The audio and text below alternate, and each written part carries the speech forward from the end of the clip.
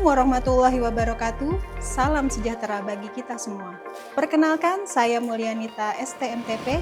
Saya merupakan salah satu dosen pada program studi gizi program Diploma 3 jurusan Gizi Poltekkes Kemenkes Pontianak.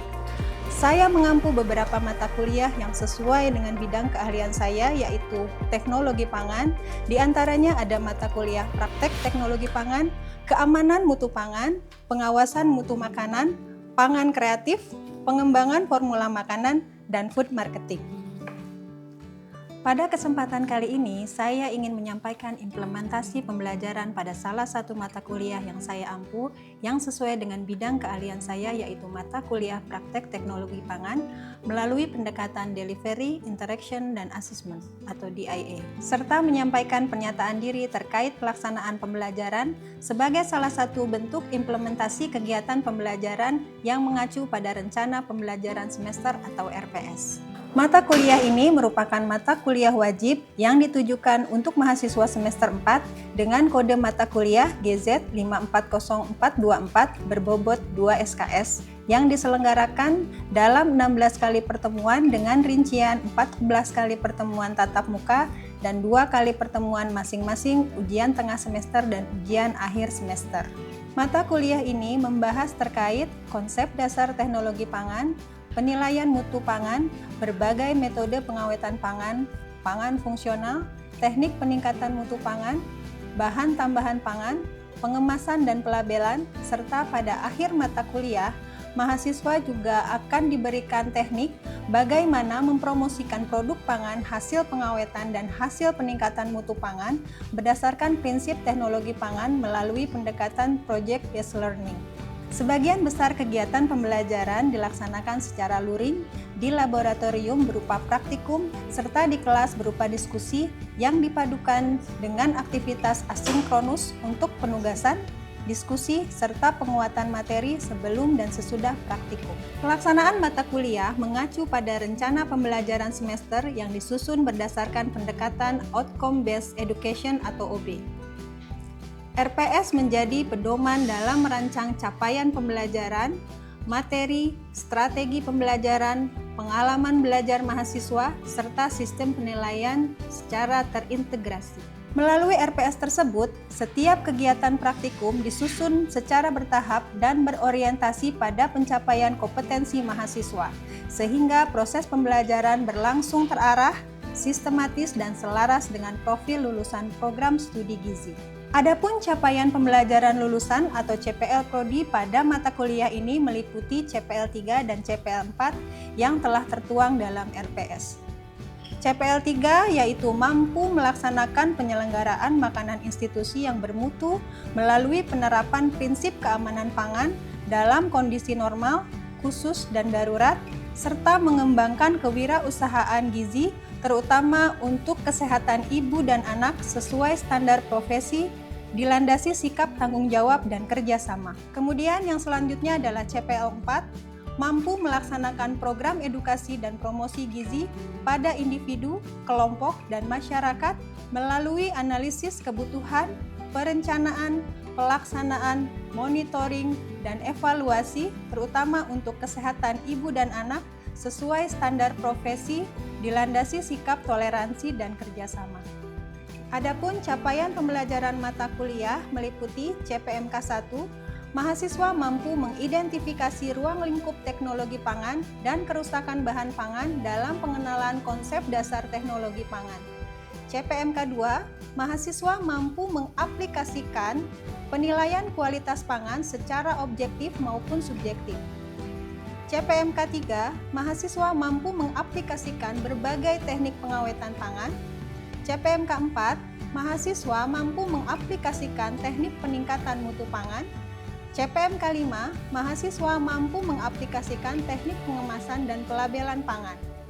Sedangkan CPMK ke-6, mahasiswa mampu melakukan promosi produk pangan, hasil pengawetan, dan hasil peningkatan mutu pangan pada individu, kelompok, dan masyarakat. Melalui capaian pembelajaran tersebut, mahasiswa diharapkan memiliki kompetensi yang utuh, mulai dari memahami konsep dasar hingga mampu menghasilkan dan mempromosikan.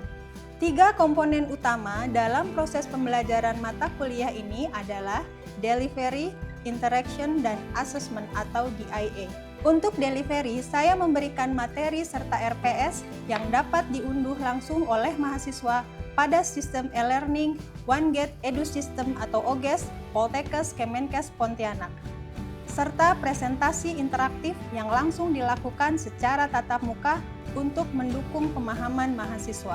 Pelaksanaan pembelajaran didukung oleh pemanfaatan media pembelajaran digital yang terintegrasi dalam platform Edlink sebagai upaya meningkatkan efektivitas proses pembelajaran dan pencapaian pembelajaran mata kuliah.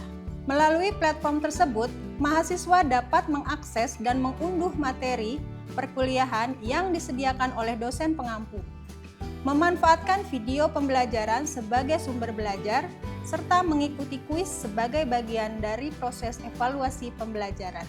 Kemudian untuk interaction pada mata kuliah ini melibatkan komunikasi dua arah antara dosen dan mahasiswa berupa diskusi, tanya jawab, kolaborasi, dan refleksi bersama. Asesmen ataupun sistem penilaian yang saya lakukan dalam mata kuliah ini mencakup asesmen formatif untuk penilaian proses yang dilakukan melalui kuis, tugas proyek individu dan kelompok, serta penilaian sikap dan keterampilan sesuai dengan RPS. Selanjutnya, asesmen sumatif untuk penilaian akhir adalah berupa UTS dan UAS. Seluruh penilaian dilaksanakan menggunakan rubrik yang mengacu pada sub CPMK, sehingga proses asesmen berlangsung objektif, transparan, dan berorientasi pada pencapaian kompetensi mahasiswa. Model pembelajaran yang digunakan dalam mata kuliah ini adalah experiential learning dan project-based learning dengan metode presentasi interaktif, demonstrasi, praktek, kolaborasi kelompok, dan respon kreatif. Selain kegiatan praktikum di laboratorium, mahasiswa juga melakukan diskusi dan presentasi di kelas, serta diberikan tugas terstruktur yang dikerjakan secara berkelompok sebagai bentuk pendalaman materi. Setiap kelompok menyusun makalah ilmiah berdasarkan topik yang telah ditentukan menggunakan referensi dari buku ajar maupun artikel ilmiah terkini. Hasil kajian kemudian dipresentasikan dalam bentuk seminar kelompok sehingga mahasiswa dapat melatih kemampuan berpikir kritis, komunikasi ilmiah, kolaborasi, serta kemampuan menyampaikan gagasan secara akademik. Melalui kegiatan ini diharapkan mahasiswa tidak hanya terampil melakukan praktikum, tetapi juga mampu mengintegrasikan teori, hasil penelitian, dan penerapannya dalam bidang teknologi pangan. Referensi yang saya gunakan dalam mata kuliah ini adalah berupa buku ajar, buku referensi, serta artikel jurnal bereputasi baik nasional maupun internasional yang memiliki nilai kebaharuan agar mahasiswa mampu mengikuti perkembangan ilmu pengetahuan dan teknologi serta regulasi terkini mengenai teknologi pangan dan keamanan pangan. Hasil penelitian dan luaran penelitian yang telah saya publikasikan serta karya yang telah memperoleh perlindungan hak kekayaan intelektual atau HAKI saya integrasikan ke dalam proses pembelajaran sebagai contoh penerapan teknologi pangan. Dengan demikian, mahasiswa memperoleh pengalaman belajar yang lebih kontekstual, berbasis bukti atau evidence based, serta relevan dengan perkembangan ilmu pengetahuan serta praktik di lapangan. Baik, berikut adalah video proses pembelajaran pada mata kuliah praktek teknologi pangan dengan materi pada pertemuan ke-9 yaitu pangan fungsional, probiotik dan prebiotik. Materi ini merupakan salah satu kompetensi penting yang harus dikuasai mahasiswa gizi dalam mendukung pengembangan produk pangan yang aman, bermutu, dan memiliki daya simpan yang lebih baik. Assalamualaikum. Waalaikumsalam. Baik, Assalamualaikum warahmatullahi wabarakatuh. Waalaikumsalam warahmatullahi wabarakatuh. Selamat pagi dan salam sejahtera untuk kita semuanya. Pagi Ibu. Apa kabar semuanya? Baik Bu. Alhamdulillah ya, semoga semuanya dalam keadaan sehat, semangat, dan siap mengikuti perkuliahan pada pagi hari ini. Baik, sebelum memulai perkuliahan, ada baiknya kita berdoa menurut agama dan kepercayaan kita masing-masing. Berdoa dipersilakan. Berdoa selesai. Alhamdulillah ya, kita bertemu lagi pada perkuliahan praktek teknologi pangan. Pertemuan keberapa hari ini? Ke-9. Sebelum kita memulai perkuliahan, silahkan kalian scan barcode yang ada pada depan layar kalian untuk presensi kelas ya. Baik, sudah selesai absennya? Sudah, Ibu. Oke, alhamdulillah ya. Hadir semua? Hadir, Ibu. Oke, sebelum memulai perkuliahan, kita akan mereview dulu nih materi kita di pertemuan sebelumnya ya. Ada yang masih ingat materi sebelumnya tentang apa?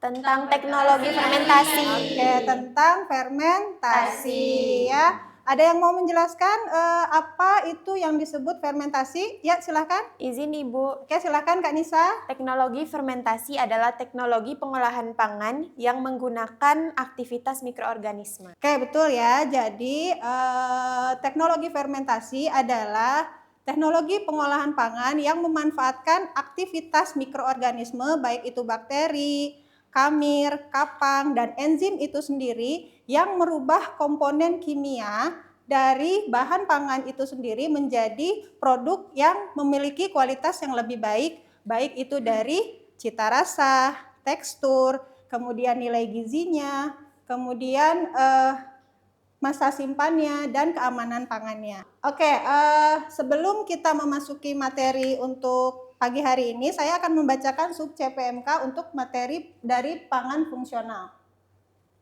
Oke, pada akhir perkuliahan, mahasiswa diharapkan yang pertama mampu memahami dan menjelaskan tentang pangan fungsional, probiotik dan prebiotik. Kemudian yang kedua, mahasiswa mampu mengidentifikasi jenis pangan fungsional, probiotik dan prebiotik. Kemudian yang ketiga, mahasiswa mampu mengidentifikasi manfaat dari pangan fungsional, probiotik dan prebiotik. Kemudian yang keempat, mahasiswa mampu mengidentifikasi dampak dari pangan fungsional, probiotik dan prebiotik. Dan yang terakhir adalah mahasiswa mampu mengaplikasikan serta mempromosikan produk-produk dari pangan fungsional, produk dari prebiotik dan probiotik itu sendiri ya. Sebelum kita masuk materi dari pangan fungsional ini, sebelumnya ada yang sudah pernah mendengar tentang pangan fungsional? Izin menjawab, Ibu. Baik, silakan Kak Alia. Pangan fungsional adalah pangan yang tidak hanya memenuhi kebutuhan zat gizinya, tetapi juga memberikan manfaat kesehatan, fungsi gizi sebagian dasarnya, Ibu. Oke, baik. Terima kasih ya Kak Alia. Jadi benar ya, pangan fungsional itu adalah pangan yang memberikan manfaat kesehatan ya. Kesehatan tambahan di luar fungsi dari zat gizinya ya. Dan mempunyai dampak kesehatan yang baik untuk tubuh. Kemudian apa itu probiotik ya? Jadi probiotik itu merupakan mikroorganisme hidup ya, yang apabila dikonsumsi dalam jumlah cukup itu bisa memberikan manfaat kesehatan bagi tubuh. Seperti contoh di depan saya ini ada yogurt, itu merupakan salah satu minuman probiotik ya. Apa itu arti prebiotik? Ya, jadi prebiotik di sini adalah substrat yang dimanfaatkan secara selektif oleh mikroorganisme inang sehingga memberikan manfaat kesehatan. Contohnya di sini ada pada buah pisang, kemudian asparagus, bawang putih, singkong, ubi jalar, talas, dan oat. Fungsi dari pangan fungsional ini terdiri dari 3, yaitu fungsi primer, sekunder, dan tersier ya. Jadi yang pertama, fungsi primernya adalah makanan tersebut dapat memenuhi kebutuhan gizi ya. Kebutuhan gizi baik itu dari karbohidrat, protein, lemak, vitamin, dan mineral. Nah, yang kedua adalah sekunder. Ya, jadi makanan tersebut dapat diterima konsumen secara langsung ya dari uji cita rasa, yaitu sensoris kita ya, dari warna, kemudian penampilannya seperti apa, dan cita rasanya yang enak ya. Kemudian ada yang ketiga yaitu fungsi tersier. Jadi makanan tersebut memiliki fungsi untuk menjaga kesehatan, mengurangi terjadinya suatu penyakit, dan menjaga metabolisme tubuh. Berikut adalah senyawa-senyawa fungsional serta sumber dan fungsinya. Di sini salah satunya adalah karotenoid ya. Oke, fungsinya bisa menetralisir radikal bebas yang dapat merusak sel, meningkatkan pertahanan antioksidan seluler, dan dapat diubah menjadi vitamin A di dalam tubuh. Sumber makanannya untuk pangan fungsional yang dari nabati itu ada apa? Ya. Roti, brokoli, jeruk, anggur, dan teh. Ya. Kemudian untuk yang hewani ada apa saja? Ikan, daging sapi, serta susu dan produk olahannya. Oke ya. Nah, untuk pengolahan, jadi ini yang sudah dijadikan suatu produk ya, yang alami itu bisa ada pada buah-buahan ya, buah dan sayuran segar. Kemudian kalau yang tradisionalnya itu seperti tempe, kemudian yogurt, beras merah, kemudian kalau susu. Dan yang modern itu ada pada produk misalnya untuk intervensi diabetes ya, yaitu diabetasol. Nah ini ya, untuk manfaat pangan fungsionalnya, salah satunya adalah memodifikasi saluran cerna ya, yaitu oligosakarida, bakteri asam laktat, dan serat pangan. Ya, jadi nanti kalian bisa baca. Slide ini sudah saya share di Edlink, jadi kalian silahkan bisa mengakses nanti di platform Edlink ya. Selanjutnya pada serat pangan itu ada pada produk berbagai macam sayuran, buah-buahan, serealia, dan kacang-kacangan ya. Berperan untuk mencegah timbulnya berbagai penyakit yang berkaitan dengan proses pencernaan. Makanya kalau kayak yogurt itu baik sekali untuk pencernaan karena dia mengandung bakteri asam laktat. Kemudian yang selanjutnya adalah berbagai komponen volatil. Ini ada pada bunga melati, krisan, dan chamomile. Berdasarkan sumber makanan fungsional nabati ini ada apa yang pertama? Kedelai ya, itu ada kedelai. Kemudian ada beras merah. Kemudian ada tomat. Kemudian ada bawang putih, brokoli, anggur, dan jeruk ya. Kemudian ada yang bersumber dari pangan hewani. Ya, itu diantaranya ada ikan, sapi, ya, ikan, kemudian daging, kemudian susu, dan olahannya yaitu yogurt ya. Berdasarkan cara pengolahannya ya, makanan fungsional alami ini contohnya buah-buahan dan sayuran segar ya. Salah satunya yang biasa dikonsumsi oleh kita yaitu pisang ya. Itu juga salah satu makanan fungsional dan juga termasuk makanan prebiotik ya. Kemudian berdasarkan cara pengolahannya nih, pengolahannya yang sudah kalian praktekkan ya sebelumnya, yaitu ada ya produk tempe, kemudian yogurt ya, kemudian tapai dan nah jadi ini merupakan salah satu pangan fungsional yang diolah dengan cara tradisional ya. Di sini ada contohnya adalah apa ini? Nah, tempe dan tapai. Ini adalah makanan tradisional yang masih sering diproduksi sampai sekarang ya, dan masih banyak diminati ya. Untuk yang modern yang tadi saya sampaikan, ini untuk intervensi khusus ya, yaitu adalah susu untuk penderita diabetes. Salah satunya ada diabetasol dan diabetamin. Ini merupakan hasil penelitian yang sudah saya teliti yang menggali potensi dari pangan lokal yang ada di Kalimantan Barat ini ya. Yang pertama itu saya publikasikan di tahun 2023 ya. Ini ada yang namanya Alvika Flex. Jadi flex ini digunakan sebagai alternatif untuk sarapan ya, sarapan yang bisa meningkatkan nilai gizi ya. Prosedur dari pembuatannya ya, yang sudah saya hakikan juga. Penelitian ini sudah saya publikasikan di jurnal Pontianak Nutrition Journal pada September tahun 2023 dan kemudian sudah dihakikan ya. Dihakikan pada Oktober tahun 2023. Ya, jadi itu implementasi untuk pembelajaran kalian ya. Nah, kemudian ada juga yang kedua, Ya, produk penelitian saya juga ini adalah biskuit apa ini? Ya, Lacto-Tasca ya, biskuit Lacto-Tasca. Jadi ini juga merupakan bahan produk pengolahan yang berasal dari pangan lokal yang khas dari Kalimantan Barat, yaitu apa? Ya, talas ya. Talas banyak kan di sini ya. Talasnya juga gede-gede ya di sini ya.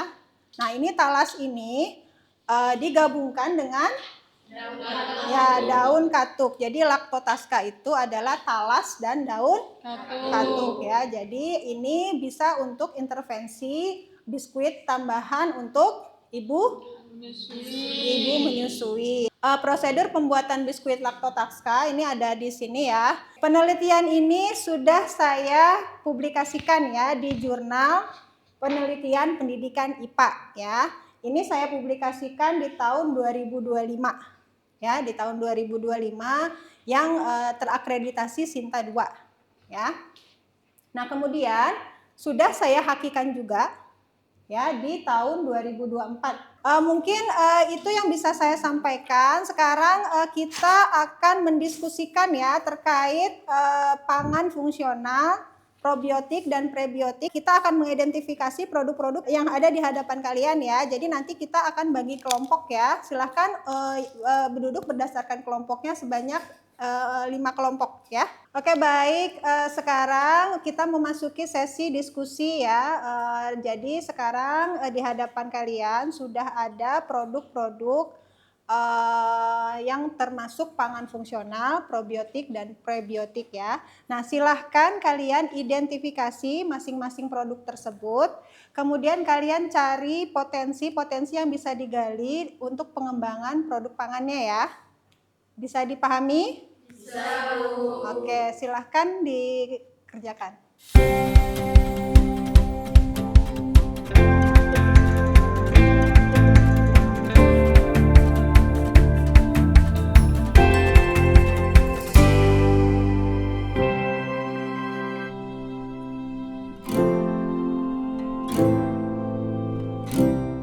Oke baik, setelah kalian mendiskusikan dengan kelompok kalian masing-masing tentang produk pangan yang ada pada meja kalian masing-masing, sekarang kita akan mendengarkan pemaparan atau presentasi dari perwakilan kelompok ya.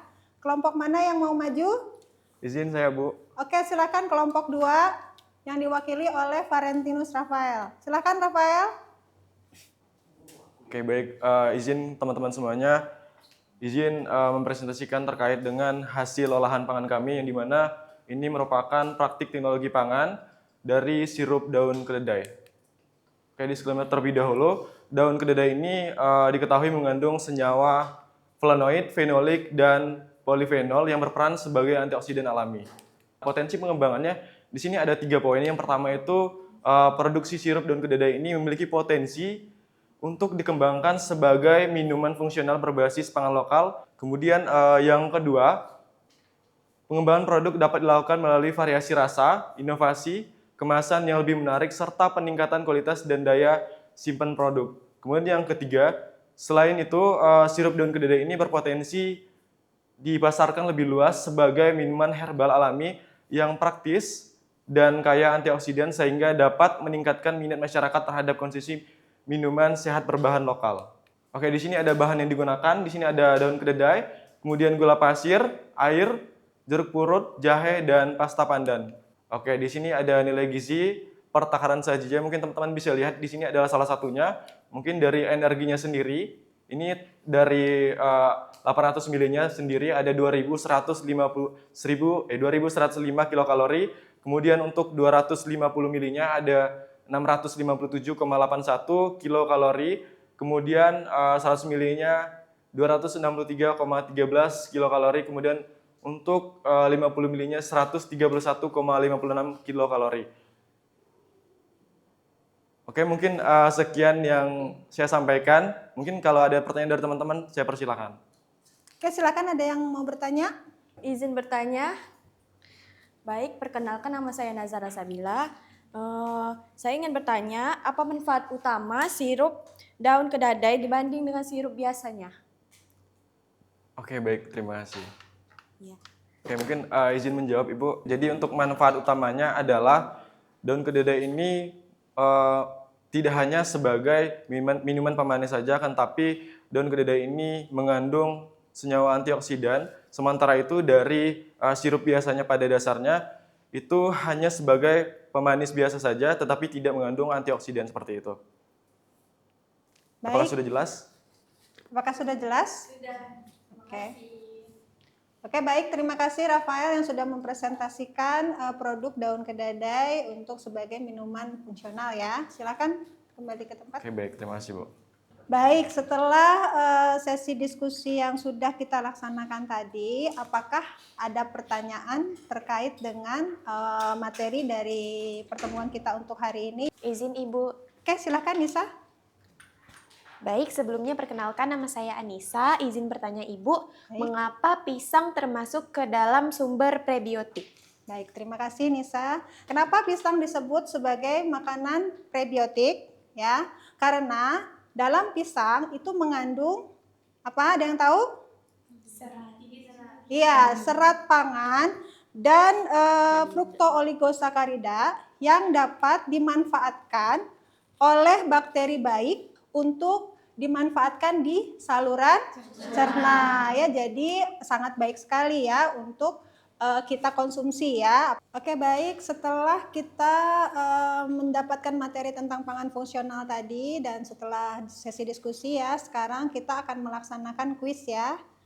Silahkan kalian lihat di platform Edlink masing-masing. Kuis akan kita lakukan pada Edlink.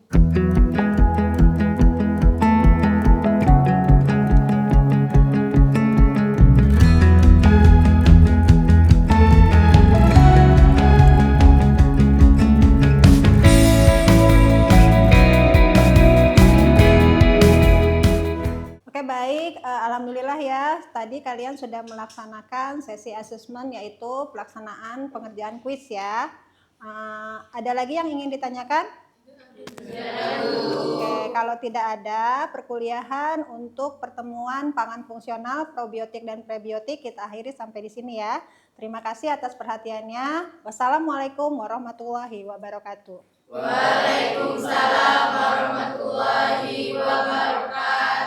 Demikianlah tayangan video pembelajaran mata kuliah praktek teknologi pangan ini sebagai syarat untuk pengajuan sertifikasi dosen tahun 2026. Melalui video ini, saya berharap proses pembelajaran yang saya laksanakan menjadi gambaran untuk pelaksanaan unjuk kerja Tridharma Perguruan Tinggi. Saya berharap video pembelajaran ini dapat memberikan gambaran mengenai implementasi RPS dalam proses pembelajaran yang aktif, terstruktur, dan berorientasi pada capaian pembelajaran mahasiswa. Terima kasih. Wassalamualaikum warahmatullahi wabarakatuh.